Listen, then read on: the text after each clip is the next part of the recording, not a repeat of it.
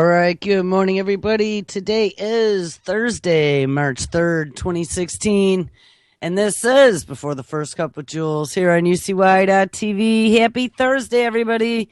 It is 20 degrees, bitter and kind of overcast here in upstate New York. We actually got a little bit more snow yesterday. I thought it was all supposed to melt. Not yet, though, I guess.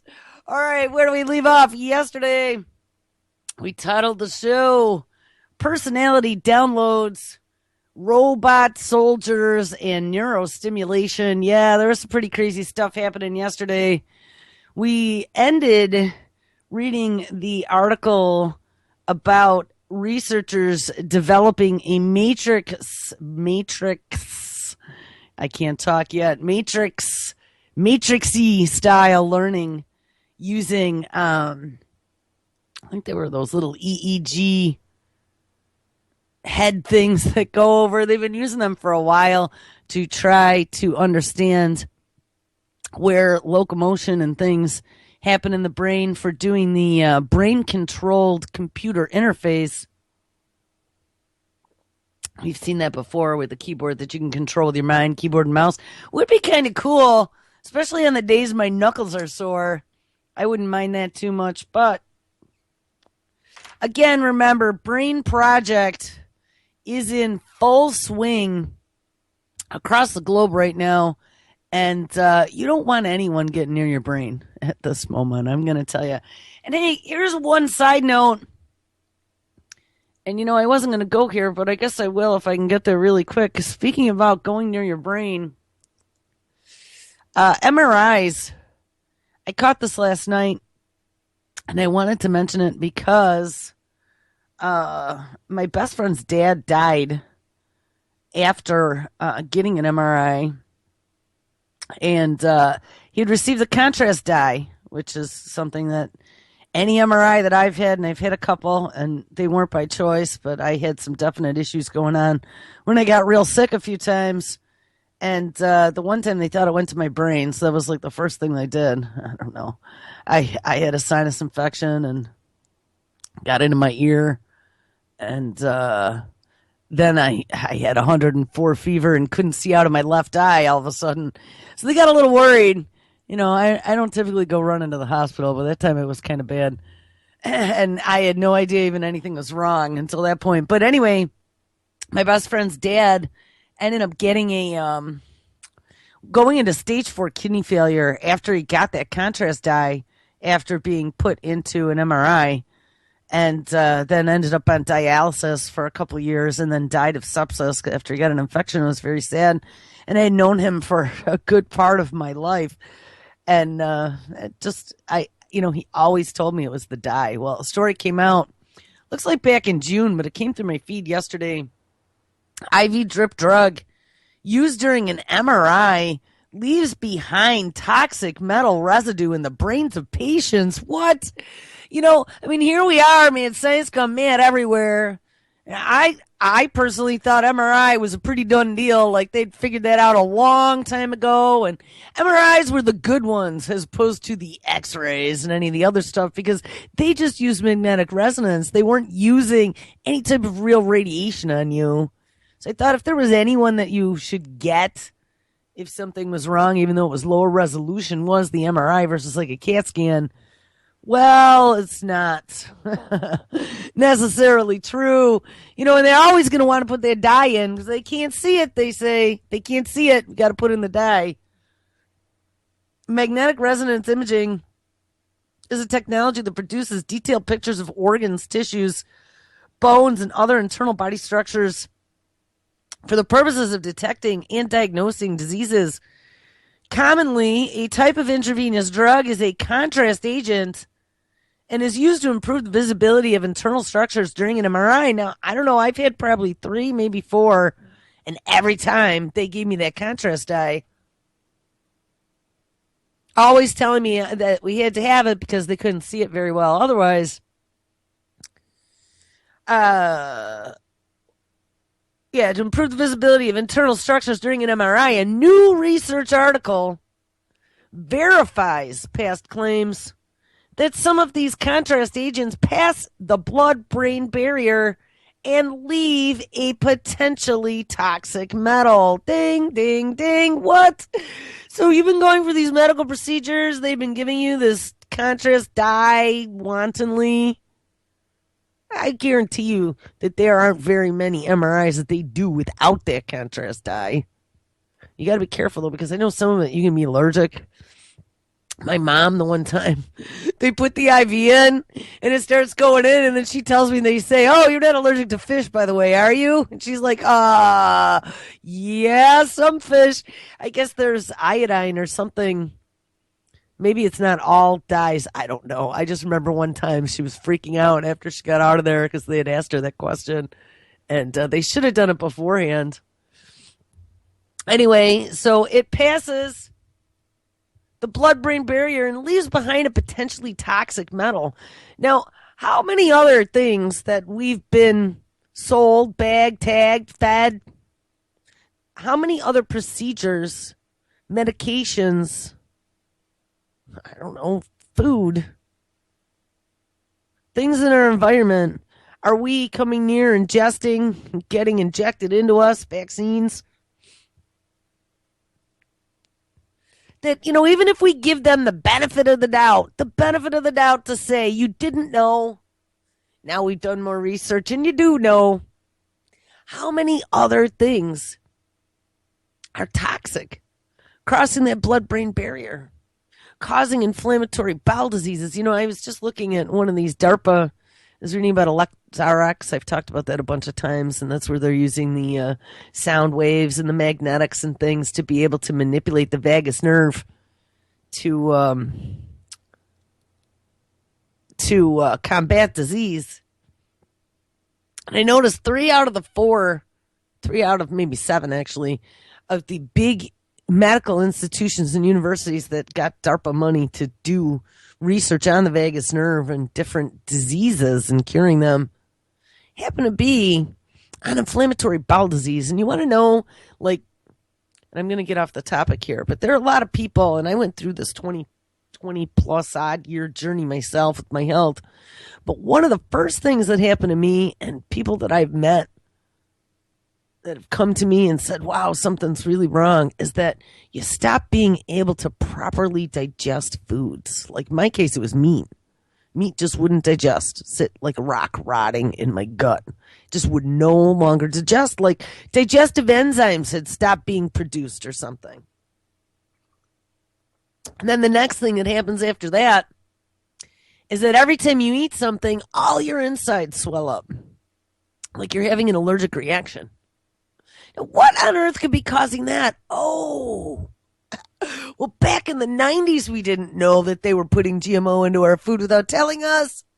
But we do now. Think about it. They're putting all this whacked out mad science gone mad food into our diet. Our immune system isn't stupid. We're putting this into our bodies. And our bodies are going, what the hell is this? What the hell are you putting in here? What? I don't know what this is. Oh, well, yeah, wait, I do know what this is. Let me absorb it like it's a nutrient. And once it gets it into the bloodstream, it goes, wait, this isn't a nutrient. Oh, my God, invaders, beep, beep, beep. I mean, we can just see where this is all coming from.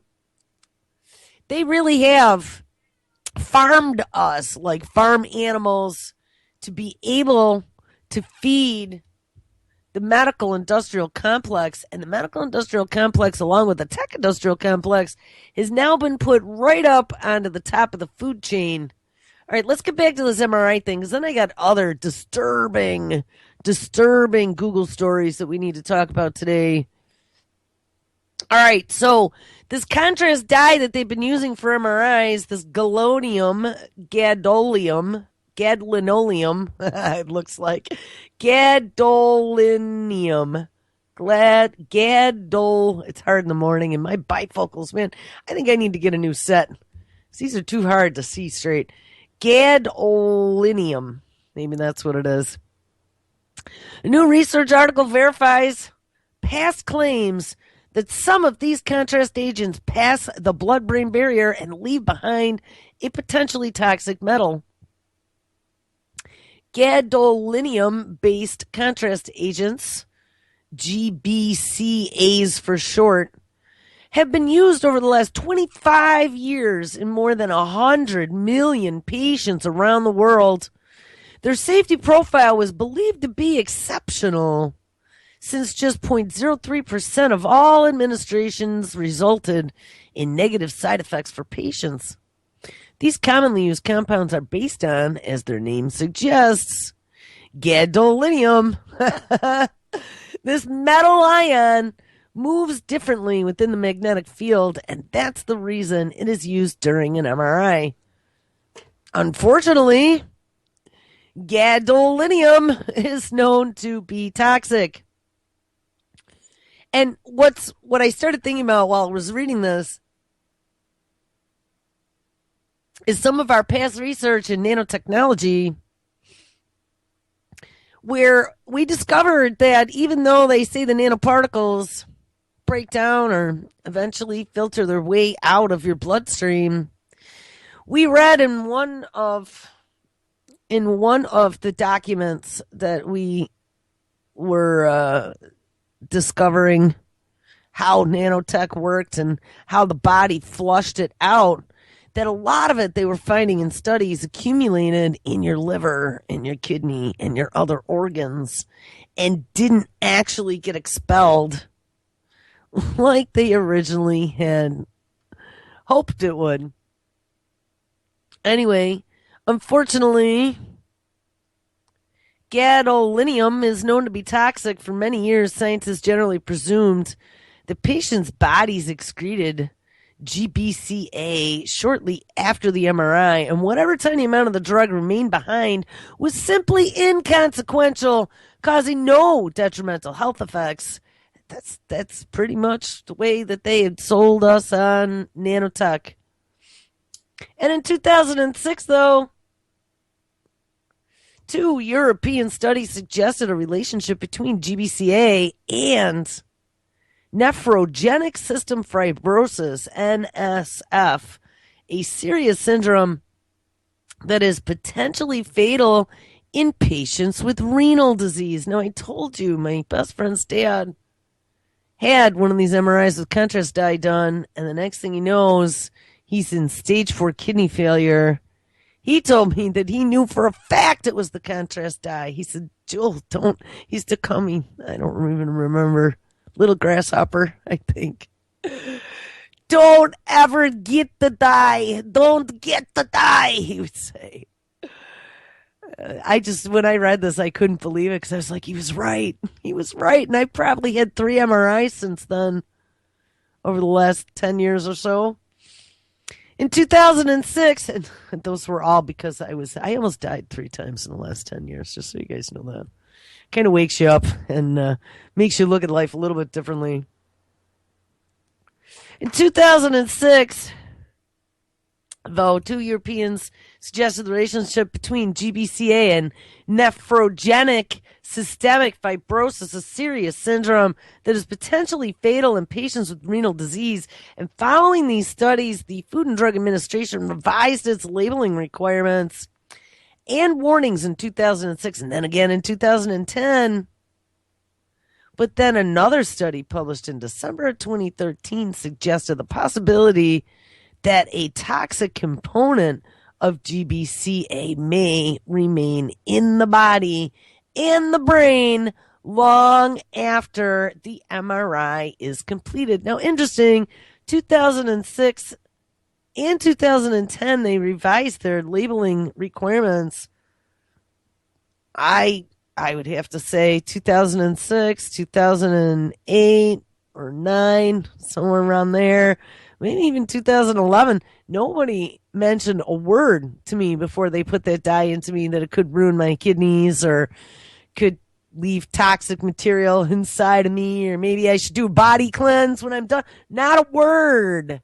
This is the first that I am hearing, except from my best friend's dad who died from it, who insisted it was the contrast dye they put into him before his MRI was the cause of his kidney failure. The current article addresses these claims as scientists from the University of Pittsburgh investigate prior research to determine the possible hazards of these drugs. Clear evidence. At this stage, we now have clear evidence that the administration of various GBCAs, and that is that toxic metal that they give you intravenously to get an MRI, results in notably varied levels of accumulation. And this stupid page keeps refreshing on me, so hold on. I just lost my spot for the fifth time. We now have clear evidence that the administration of various GBCAs results in notably varied levels of accumulation of residual gadolinium in the brain and bones of patients, even those with normal renal function. In my brain and my bones? What? I need to look up, seriously, like, what is this gadolinium? I've never heard of it before. It almost sounds like it could be some radioactive substance. It's not, I don't think. I think it's just a metal, but still. It's in your brain and your bones, even those with normal renal function. They meant, however, that only some, but not all, of the GBCAs lead to residual accumulation of the toxic compounds, while the clinical significance of quote unquote, if any, remains unknown. So, how dangerous is it? Even if there are just a few little particles, is it going to cause you issues? Well, hey, we don't know, guinea pig. And that's the point. I was trying to explain plausible deniability to my daughter yesterday while I was making dinner and she was doing homework, and she got it. She's like, oh, so when you eat the food that had been cooked on the pan with the Teflon that they now found causes liver cancer, except I'm 30 years old, Mom. How am I ever going to prove that it was the Teflon pans? I said, that's exactly the point, honey. You aren't. So that company will never be held responsible for poisoning you and millions of other people. That's the way it works in America. The bad guys get to make money on the good guys, and they never get caught. And as a matter of fact, they also give them tax deductions to the point where they don't even have to pay taxes in this country. What a deal to be a large corporate conglomerate in America in the 21st century, and especially if now you're touching some sort of tech or healthcare. Says still, even though they don't know the significance of any remaining residual, they still recommend caution when using these drugs and further research to understand their effects. In its most recent warning, the FDA decided that all GBCA labels must emphasize the need to screen patients for kidney dysfunction before administration of these drugs. In particular, FDA selected 3 GBCAs. One is Magnivest, one is Omniscan, and Optimark, as requiring labels with additional emphasis on the inappropriateness of their use among patients with acute kidney injury or chronic severe kidney disease. Dun, dun, dun. And that's the end of the story. So we don't really know much more than we did before we read that story, except that if you get an MRI and they give you the contrast dye, that some of the crap that they put into you still stays there, and we don't really know what it does, but it might get into your brain and your bones. And oh, by the way, if you're having some sort of kidney dysfunction, and I would almost bet with the poisons in our environment and the shit that we eat and drink on a daily basis, all of us probably are at some lower level. I would really question if any of the common men that aren't like lunatic, obsessive, compulsive health fanatics, and not that that's lunatic, but it's addictive. If you get into it and you can stick to it, it also causes release of dopamine and oxytocin and all these great chemicals. So exercising and being healthy also becomes addictive. Just be aware. because you can go overboard at that too, or at least drive all your friends and family completely insane with your holier than thou lectures. Look at how healthy I am. But I mean, besides those people, and it does feel good to be healthy, it's just really hard.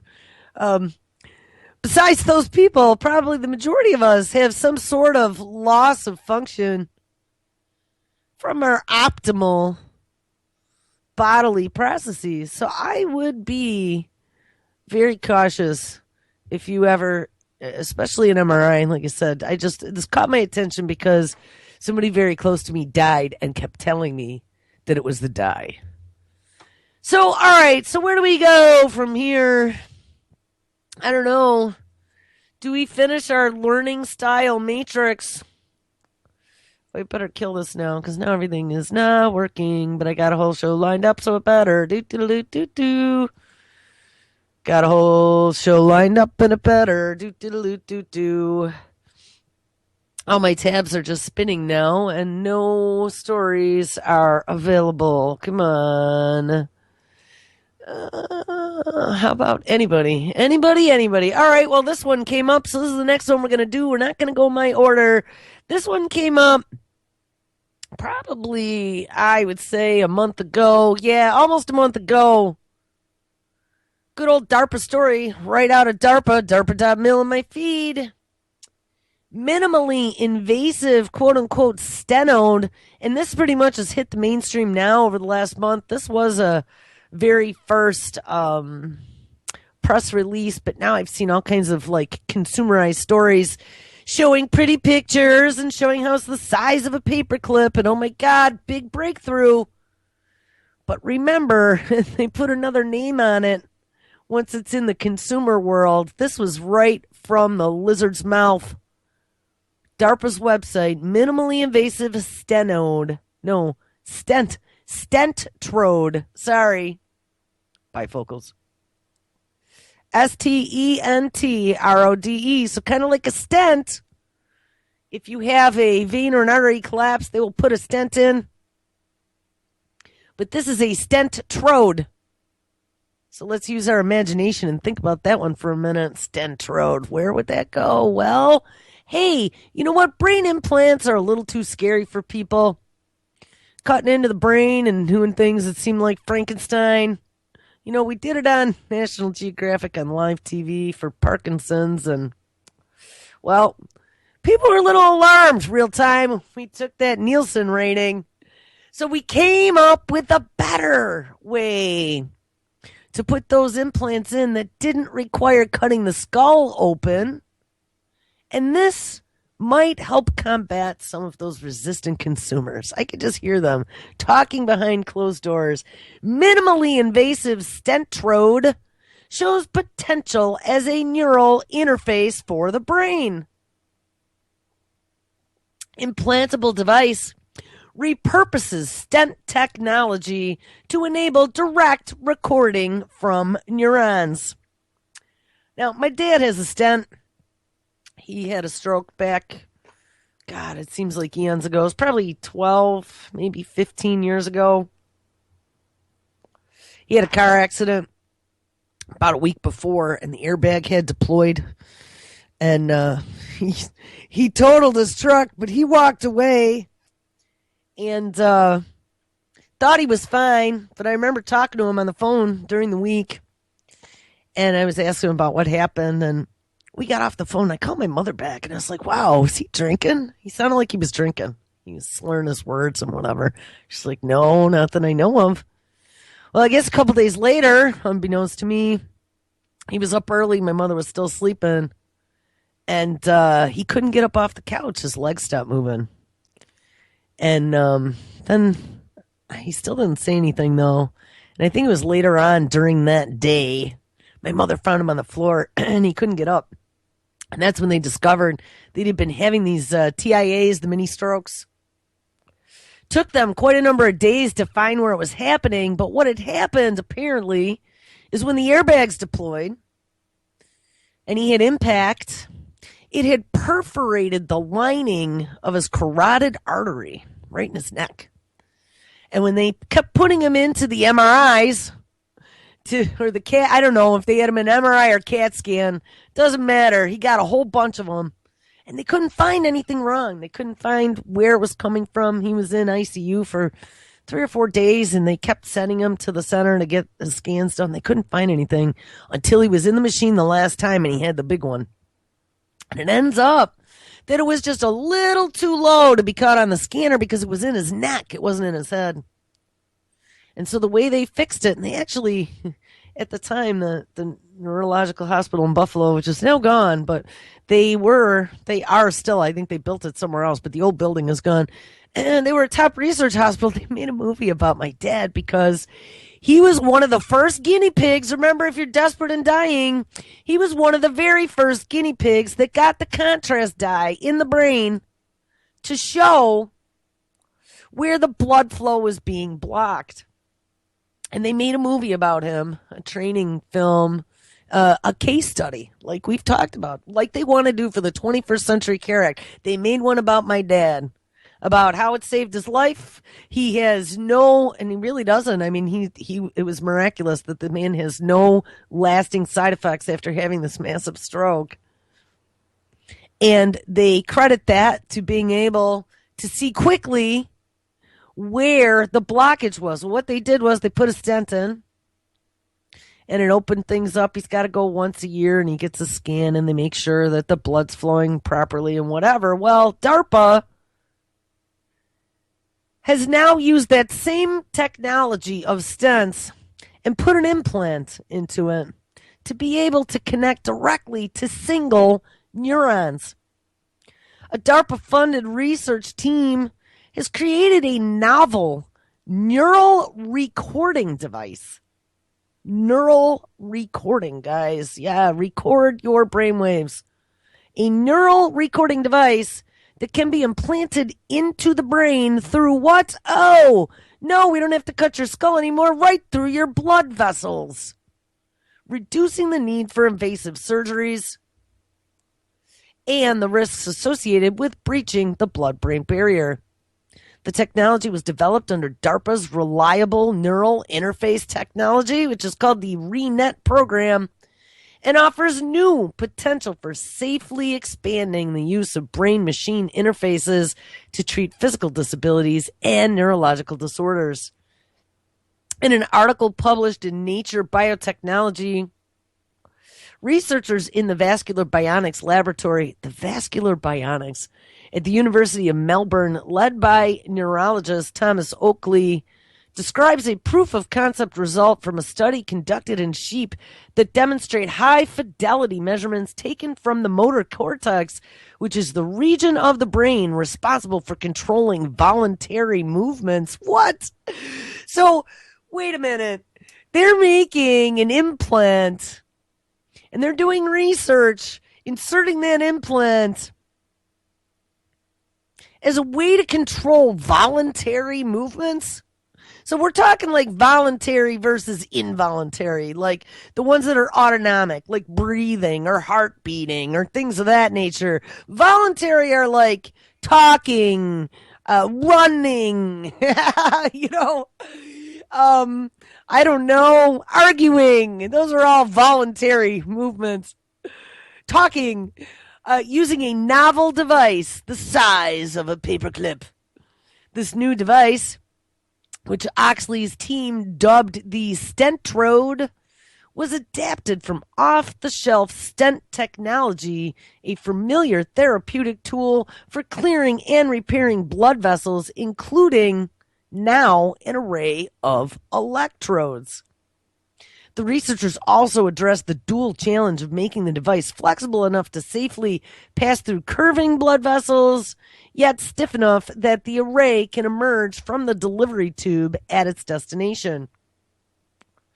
Whereas traditional electrode arrays are implanted directly into the brain through a surgical procedure that requires opening the skull. What did I tell you?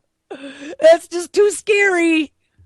The Stentrode is delivered via catheter angiography, so probably right up through the groin, just like they do when they're doing an angioplasty or something, which is a much lower risk procedure. The catheter Oh, they do it right into the neck. The catheter is inserted into a blood vessel in the neck. Researchers then use real-time imaging to guide the stentrode to a precise location in the brain where the stentrode then expands and attaches to the walls of the blood vessel to read the activity of the nearby neurons. How frightening. The stentrode technology leverages well-established techniques from the field of endovascular surgery, which uses blood vessels as portals for accessing deep structures while greatly reducing trauma associated with open surgery. Endovascular techniques are routinely used for surgical repair of damaged blood vessels and for installation of devices such as stents and stimulation electrodes for cardiac pacemakers. And they are. I mean, they've been very successful with that. But I mean, we're talking like a brain implant now to read your thoughts, neurological impulses. You know, that's a lot different than a pacemaker. For this study, research teams placed a stentrode in a superficial cortical vein overlying the motor cortex where it could detect electrical signals generated by the upper motor neurons in the brain that signal information about voluntary movement. And yeah, I did see a video yesterday where they were pimping this procedure showing a paralyzed man walking again. And I think I mentioned to my cousin, since we were kids, I was paralyzed from the waist down. And I know when I saw the story, I thought to myself, wow. I mean, could you imagine if they could just like have this for all the paralyzed people? Because I mean, it's since we were like 13 or 14. I mean, I'm almost 50 now, so it's been a long time. But I mean, people who've been paralyzed that long don't have any muscle tone left. Everything's pretty much wasted away. You know, they should be doing therapy and keeping those muscles built up. But, you know, especially if you don't have family or around or, you know, you're in some sort of facility, I don't think that they're doing that good of a job at making sure, you know, that you're ready to run a marathon for the day that they come up with a cure. So it'd be a very, very, very difficult process to get back to being a walker again, even if they could put this in. It says for the study, the team placed the stentrode in a superficial cortical vein overlying the motor cortex, blah, blah, blah. DARPA has previously demonstrated direct brain control of prosthetic limb by paralyzed patients fitted with penetrating electrode arrays implanted in the motor cortex during traditional open brain surgery, says Doug Weber, program manager at RENET. But by now reducing the need for invasive surgery, the stentrode may pave the way for more practical implementations of those kinds of life-changing applications of brain-computer interfaces. The published results demonstrate measurement of brain signals with the stentrode that are quantitatively similar to measurements made by commercially available surface electrocortography arrays implanted during open brain surgery. Additionally, the study achieved chronic recordings in a freely moving sheep for up to 190 days, indicating that the implantation of the device could be safe for long-term use. The research team is planning the first human trial of the stentrode in 2017 at the Royal Melbourne Hospital in Melbourne, Australia. Co-funding and support for the development of the stentrode and ensuing preclinical trials were provided by who? Oh, the U.S. Office of Naval Research Global. You know, we're finding out. We ran across something yesterday. Some Army arm was involved in some of these mad science technologies that we've been reading about. We also find out now the Navy. We got good old DARPA. You know, speaking about brains and memory, we've been talking about how these digital devices that they've addicted us to have caused issues with our memory, trying to remember things. Our dependence on going to the machine for answers is dumbing us down to the attention span of a goldfish. We ran across this neural stimulator yesterday where they put the same sorts of beginnings. I think they call them ECG helmets, something like that. Oh, the direct transcranial current stimulation. That's what it is. But they're those hats. You've seen them, right? I remember like way back when they slipped them on your head and they got little electrodes attached everywhere. They were doing this quick learning technology. Let's hit that story quick because we only got through like the first paragraph of this. Then we're going to continue on because I have a couple more scary things to talk about. Take the red pill. Researchers developed matrix-style brain stimulator that instantly teaches skills.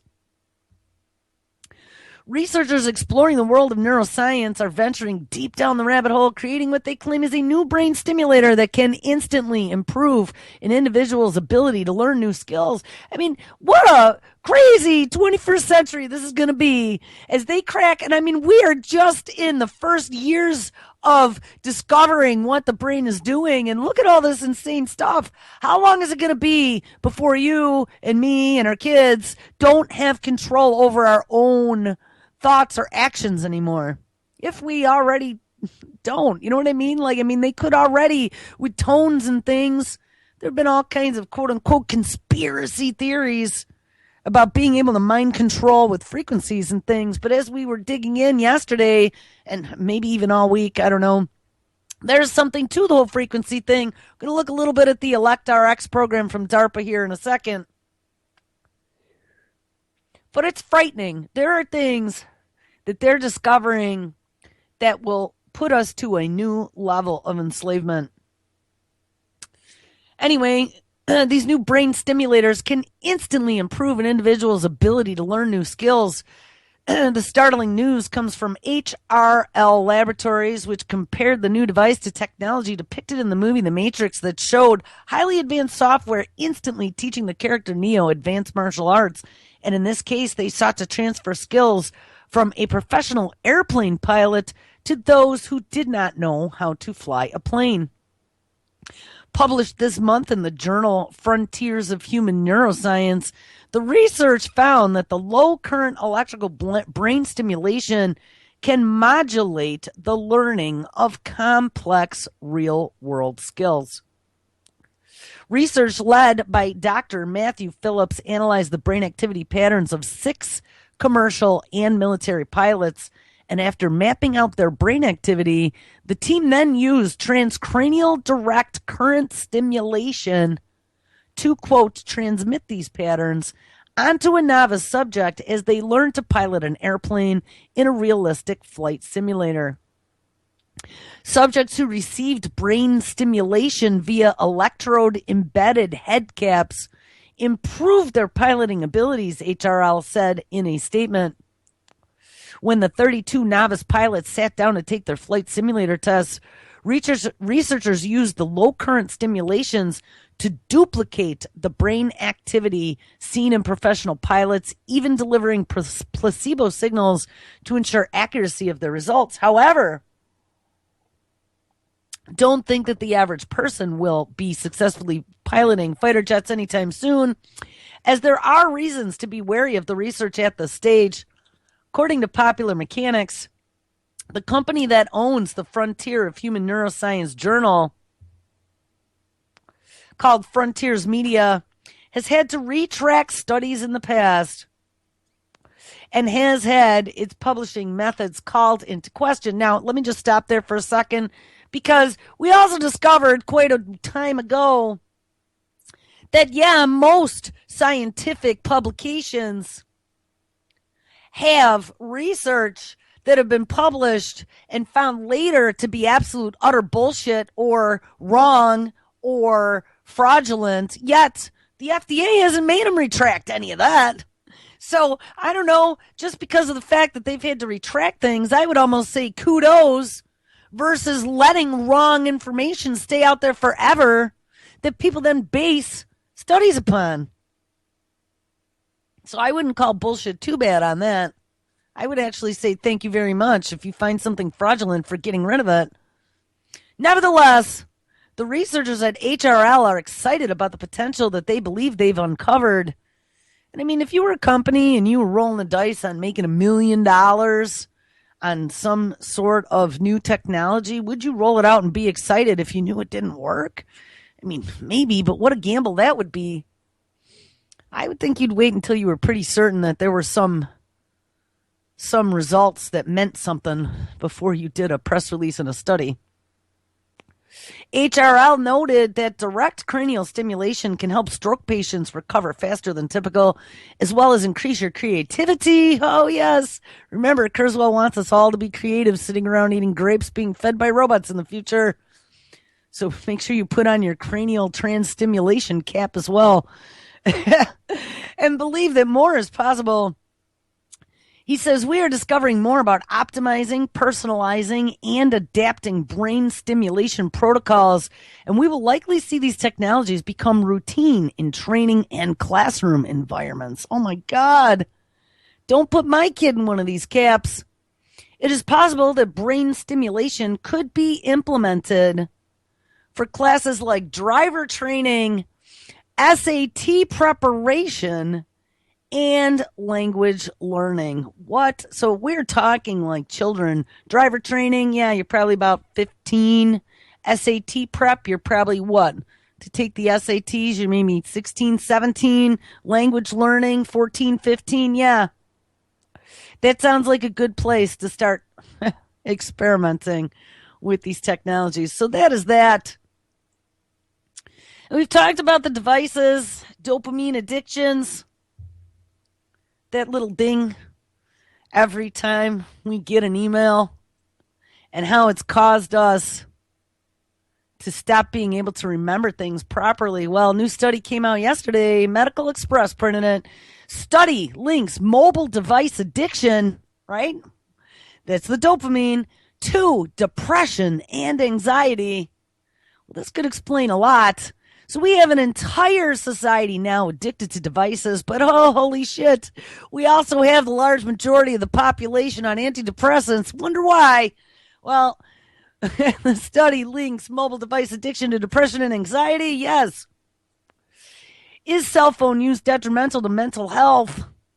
Well, what an oxymoron that is, considering good old Tommy Insel, former director of the National Institute of Mental Health, wants to work on smart apps that diagnose mental disease.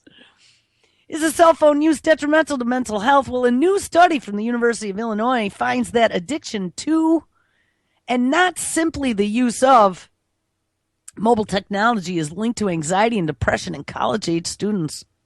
The study was published in the Journal of Computers in Human Behavior. I'm going to have to dig that journal up. That one sounds like a good one. There's a long history of the public fearing new technologies as they are deployed in society. Yes, those damn resistant consumers, says University of Illinois psychology professor Alejandro Liras, who conducted this study with undergraduate honor students. This fear of new technology also happened with televisions, video games, and most recently, smartphones, he says. Liras and his student Penova surveyed over 300 university students with questionnaires that addressed the students' mental health, amount of cell phone and internet use, as well as their motivations for turning to their electronic device. And questions included, do you think that your academic work or performance has been negatively affected by your cell phone use? As well as, do you think that life without the internet is boring, empty, and sad? And we've talked about that. Like, the data lights all go off. We're going to have lots of Jones and crazies who are freaking out because there is no internet. And there's no little friend in a box 10,000 miles away that you can talk to at any moment of any given day. The goal was to see if addictive and self-destructive behaviors with phones and the internet is related to mental health. People who self-described as having really addictive style behaviors toward the internet and cell phones scored much higher on depression and anxiety scales, says Liras. However, the researchers found no relationship between cell phone or internet use and negative mental health outcomes among participants who use these technologies to escape from boredom. So if you're bored and use your cell phone, that's okay. But if you just can't stop josing, you're going to have some issues. Apparently, And thus, the motivation for going online is an important factor in relating technology usage to depression and anxiety. In a follow up study, Lear has tested the role of having but not using a cell phone during stressful situations. And individuals who are allowed to keep their cell phones during an experimental stressful situation were less likely to be negatively affected by stress as compared to those without their phones. So even if you had it there, you couldn't use it, but you had it with you. It made you feel calm, cool, and collected. Having access to a phone seemed to allow that group to resist or to be less sensitive to the stress manipulation. This benefit was both small and short-lived, but suggests that the phone might serve as a comfort item. Yes, it's a blankie. Oh, a comfort item in stressful and anxiety-inducing situations. That's very disturbing to me. That as long as you have your phone, it's like a smoker quitting smoking. I've done this before. Smoker quitting smoking, and you keep a pack of cigarettes around just because if you ever really needed to fall off the wagon, you knew they were there, but you weren't going to allow yourself to fall off the wagon. But it's just the fact that you had those cigarettes there. It says we shouldn't be scared of people connecting online or talking on their phones. The interaction with the device is not going to make you depressed. If you are just using it when you are bored, this should go towards soothing some of the public's anxiety over new technologies. You know, I like the way they talk about this too. Is like our resistance to technology is giving us fear. But even more interestingly, there is another study that came out. Mice exposed to chronic stress seem to have a worsening memory. Blame it on the immune system, it says. All right. New research on mice adds support to the link between chronic stress. And, you know, you got to think about all the stress we have in our environment on a daily basis, too. This is what makes me wonder about this. We have all this stress in our environment every single day. And it's not just the news, because the news causes a lot of it. But it's our jobs and our family and trying to make sure we have enough to buy food and what's in our food. And, oh, my God, can we afford organic? And, oh, the car broke down. I need a new air conditioner pump. You know, there's all these things on a daily basis that cause us to stress out. And I think we were talking about this yesterday. As news comes faster and faster and there's more disturbing things happening in the world, it's really difficult, I've noticed this myself, to absorb it all. I have a hard time remembering everything that's happened when there's a lot of things happening. And especially when there's a lot of things happening and they can slip in the slick willy that we don't happen to notice in the background, in the middle of all this stressful information. Anyway, new research on mice adds further support to the link between chronic stress and memory impairment, as well as suggests a possible culprit for the connection, our very own immune system. The study published Tuesday in the Journal of Neuroscience examines how well a group of mice performed on a memory task, finding the escape hole out of a maze, which, yes, is very important, before and after they had been repeatedly exposed to a larger bullying mouse.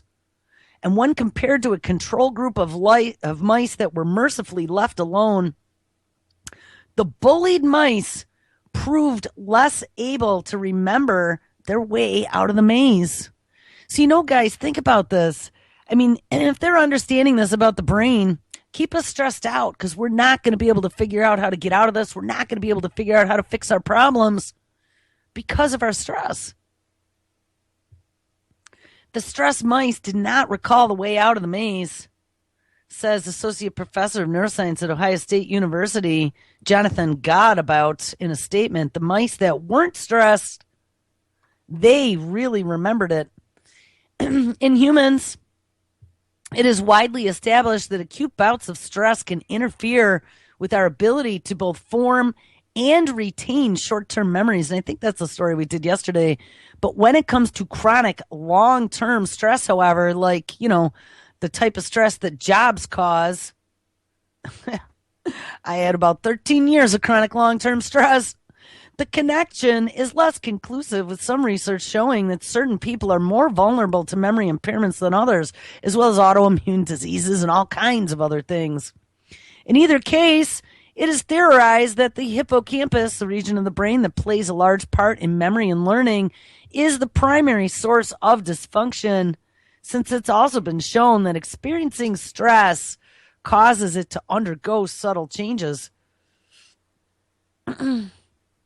While interfering with inflammation didn't end the mice's overall depression and reduced neural growth, the researchers believe that these findings point to a direct relationship between the immune system and the side effect of memory loss following chronic stress.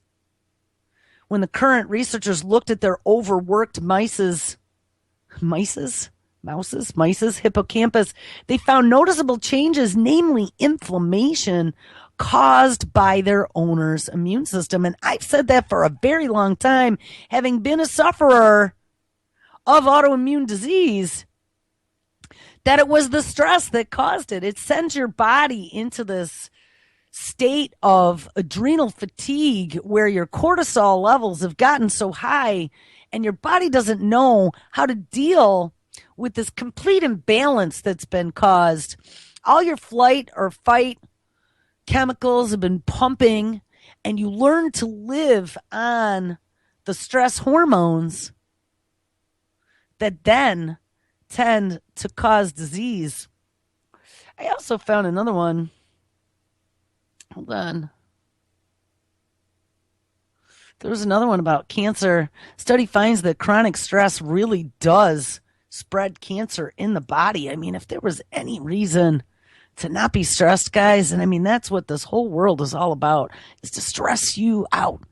I really, like a plague, I've been trying to avoid stressful situations.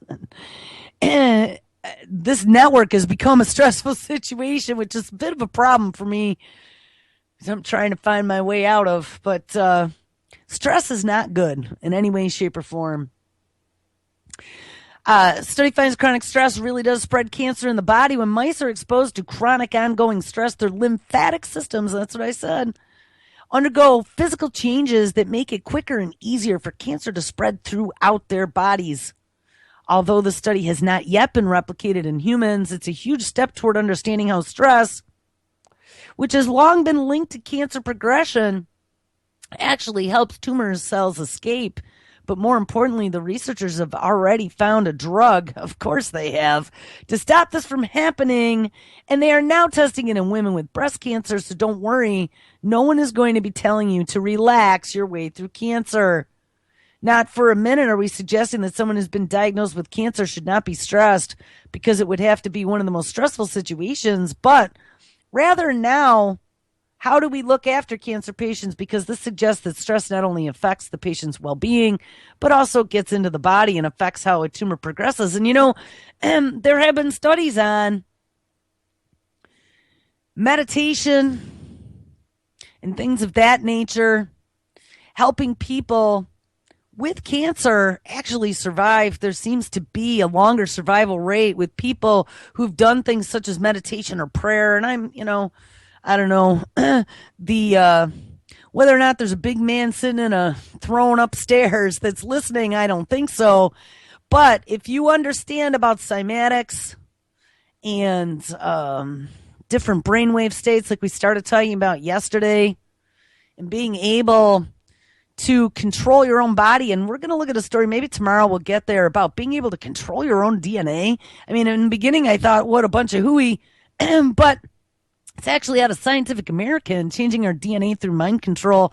And I think there's a lot of things about our body and the control over our own bodies that we just don't understand. And I think if you go inside mentally, I think that there's a lot that we are able to affect that, we've been so distracted by the outside world and by our stresses that we never even thought that it was possible. But the ancients, I think, understood that connection. All right, and in the last minute and a half, I got to hit this last DARPA story that I found. DARPA Google, if there ever was a question. Former Google CEO Eric Schmidt is now on a military advisory board for the Pentagon. Yes, Eric Schmidt, the one that talked about being able to live forever in an interview we heard about a year ago, is now seen shaking hands and almost kissy-facing with Obama as he is joining a military advisory board for the Pentagon. There was a story announced yesterday. The Pentagon is looking for some good hackers to come hack the Pentagon and help them discover where their vulnerabilities are. Well, good old Eric Schmidt is going to help them with that endeavor. Eric Schmidt, the former CEO of Google, has agreed to head a new Pentagon advisory board aimed at bringing Silicon Valley innovation and its best practices to the U.S. military, says Defense Secretary Ash Carter on Wednesday. Carter is due to discuss the new Defense Innovation Advisory Board with Schmidt during the annual RSA Cybersecurity Conference in San Francisco. Schmidt is now the executive chairman of Alphabet Inc., a.k.a. Google, which is the parent company of Google, and the new board is Carter's latest effort to kickstart innovation across the U.S. military by building bridges to the U.S. technology industry. Da, da, da, da, da, da. All right, well, that's where we're going to pick it up tomorrow. Make sure you guys stick around. Kevin Blanche is live up next, and tonight at 7, Ron with Game On Live. 8, Behind the Woodshed this week. 10, Double Cross with Chuck, and at 11, Answer Media Radio with SM Gibson. All right, guys, have an awesome Thursday. I'll catch up with you tomorrow. Take care.